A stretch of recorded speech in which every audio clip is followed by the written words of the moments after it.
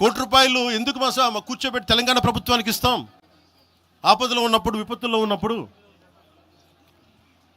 మీరు మాట్లాడి, మీరు ఈరోజు మాట్లాడుతూ ఉన్నారు, బెదిరిస్తున్నారు. ఒకటే చెప్తా ఉన్నా, ఇక్కడున్న నాయకులందరూ కూడా, మరి శంకర్ గౌడ్ గారి దగ్గర నుంచి ఇక్కడున్న నాయకులు పేరు పేరున, సంపత్ నాయక్ కానీ, సాగర్ గారు కానీ, వీళ్ళందరూ కూడా మీరు బెదిరిస్తూ ఉంటే మేము భయపడి, సారు మీ కాల్మొక్తా సారు, మీ బాంచన్ సారు అన్నంత భయాలు ఉన్నాం. మేము వాళ్ళమే కాదమ్మా. ఇక్కడ మేము ఒకటే చెప్తా ఉన్నా, రాజశేఖర రెడ్డి గారు, వైఎస్ రాజశేఖర రెడ్డి గారు బతికున్నప్పుడు ఆ రోజు మీ గొంతులు ఏమైనాయి? ఆ రోజున మీ అందరి గొంతు తెరిచారా మీరు? ఆ రోజున తెలంగాణ గురించి వీళ్ళు మాట్లాడుతూ ఉంటే ఒకటే చెప్తా ఉన్నా, యువరాజ్యం పెట్టిన తర్వాత మొట్టమొదటిసారి నా మీద కేసు పెట్టి పోలీస్ స్టేషన్లో కూర్చోబెట్టింది తెలంగాణ భీమరావు బాడా కోసం. దానికోసం తెలంగాణ మీద మొదటి కేసు నాకు తెలంగాణలోనే పడింది. కూర్చోబెట్టి మీరు అందరూ కూర్చోబెట్టి, ఆ రోజు ఒక్కళ్ళు ఏమయ్యారు? ఈరోజు మీరు బెదిరిస్తూ ఉన్నారు, బయటకు వస్తే దాడులు చేస్తారు. మాకు దాడులు కొత్త అనుకున్నారా? మాకు మీరు మహబూబ్ నగర్లో మన కాంగ్రెస్ నాయకులు కూలిస్తే స్టేజే కూల్చేశారు. మీరు మాకు కార్లు అడ్డం పెట్టి మమ్మీ దాడులు చేయడం, ఇవన్నీ తట్టుకొని ఇచ్చాం మేము. ఖమ్మంలో మీరు రాళ్ళు దాడులు చేశారు ఆ టైంలో, అప్పుడున్న కాంగ్రెస్ ప్రభుత్వం. ఈరోజు మాకు కొత్త అనుకుంటున్నారా ఇవన్నీ? మీరు చేసే ఈ తాటాకు చప్పుళ్ళకి బెదిరేది కాదు జనసేన, గుర్తుపెట్టుకోండి. ఏదైనా మాట్లాడితే తెలంగాణ ప్రభుత్వం అధినేతలకు కూడా చెప్తా ఉన్నాను, మీ ఇళ్లలోకి వచ్చి దూరిపోయి ప్రైవేట్ ఆస్తుల్లోకి వచ్చి నిజంగా ఒక తప్పు జరిగే ఉంటే, నేను ఈరోజు మళ్ళీ చెప్తున్నాను, రీఐటరేటింగ్, యు సీజ్ ద ప్రాపర్టీ. సంతోషంగా చెప్తున్నా. అక్కడ ఉన్నది నాకు గోశాల ఉంది. అక్కడ ఒక 60-70 గోవులు ఉంటాయి. అక్కడ వాటి గడ్డి కోసం ఉంటుంది. మీరు తెలంగాణ ప్రభుత్వానికి చెప్తున్నాను, ప్రైవేట్ స్థలాల్లోకి వస్తే it is a criminal trespass, criminal defamation, mischief with mala fide intention, propagating misinformation for causing unrest and regional differences.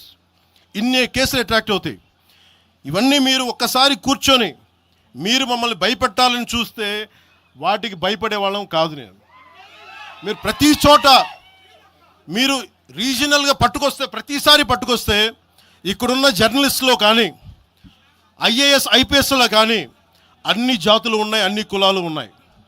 ఒక్క ప్రాంతానికి చెందిన వాళ్ళు లేరు ఈ భారతదేశంలో. నిజంగా కూర్చోబెట్టి తెలంగాణకు ద్రోహం చేస్తే మొట్టమొదటి గొంతు లేపే జనసేన లేకపోతే. ఆ రోజు మీరు అందరూ మర్చిపోయారేమో, మేము లేపాము గొంతులు.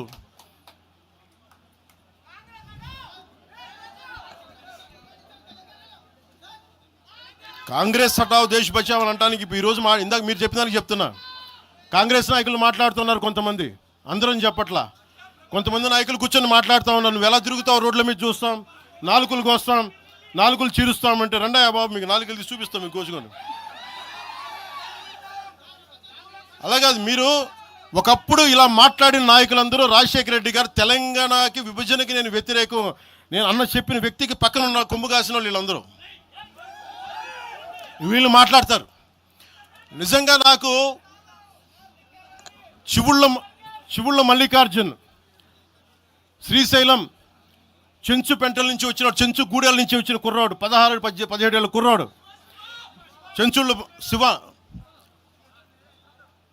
చివుళ్ళ శివ మల్లికార్జున్, వీళ్ళు వెతుక్కొని వచ్చారు నా కోసం.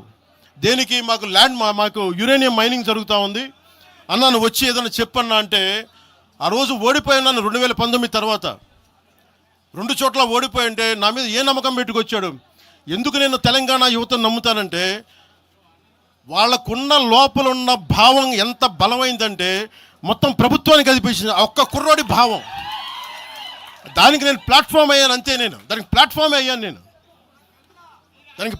అయ్యా. వచ్చి కుర్రోడు రోడ్డు మీద కూర్చొని జనసేన ఆఫీస్ ముందు కూర్చుంటే వెళ్ళి మాట్లాడా, ఏం బాబు ఏం కావాలన్నా అంటే, నీకు కూర్చోబెట్టి, అన్న మాకు యురేనియం మైనింగ్ జరుగుతుందన్న మా శ్రీశైలంలో చెంచుపెంటల్లో, నువ్వు మాట్లాడన్నా అంటే మొత్తం తీసుకొస్తే ఒక్క మాట మాట్లాడితే, ఆ రోజున వి హనుమంతరావు గారు, ఇప్పుడు కాంగ్రెస్ నాయకులు వి హనుమంతరావు గారు, మేము కూర్చొని మాట్లాడితే అఖిలపక్షం ఆ రోజు పిలిచాం. ఏ బలం ఉందని జనసేనకి ఆ రోజున ఓట్లు వస్తాయన్నా? మేము చేసింది తెలంగాణ మీద ప్రేమ, తెలంగాణ మీద ఇష్టం, తెలంగాణ మీద మమకారం.